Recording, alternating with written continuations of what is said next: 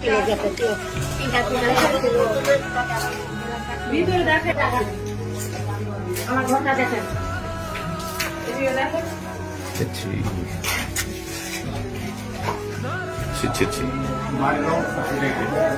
সব ফেটে গেছে, আমরা কোথায় থাকবো? সব ফেটে ফেটে পড়ে যাচ্ছে। আমি কোথায় যাব, কোথায় থাকবো? আমার স্বামীর ব্রেনের দোষ, আমার স্বামী কাজ কাম কিছু করতে পারে না। আমি জমি জায়গা বেঁচে সব টাকা পয়সা রেখেছিলাম, সব নিয়ে চলে গেছে। ডাক্তার দেখাই খাই, ছেলে পেলে নিয়ে আমি তো বিড়ি ম্যানেজ করতে পারবো না।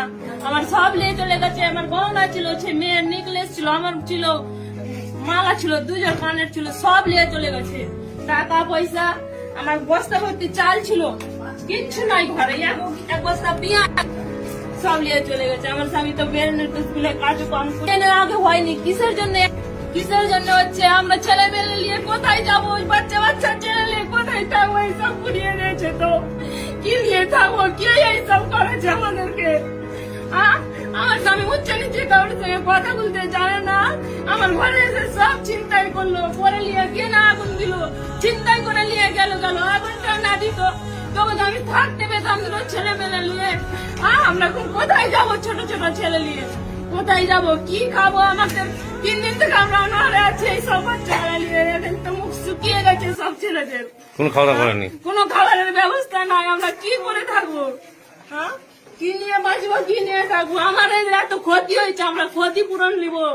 কিসের জন্য ওরা করলো? কারা এসেছিল? কারা এসেছিল? কারা এসেছিল? ওই বাইরের কারণ সব। হিন্দু তো কেউ নাই, সব মুসলিম এসে করেছে এইসব। আপনার নাম? আমার নাম দীপা মন্ডল। আপনার স্বামীর নাম?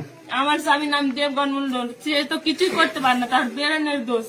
সে বেরেনের ওষুধ খাই, ওষুধ আমি বের করতে পারিনি। সে ওষুধ সব বলে গেছে। এখন আমি ওকে কি খাওয়াবো? ঘরে টাকা নাই, পয়সা নাই, আমি কি দিয়ে কি করবো? টাকা পয়সা সব নিয়ে চলে গেছে। দেখেন এখানে বাক্স, ওখানে বাক্স।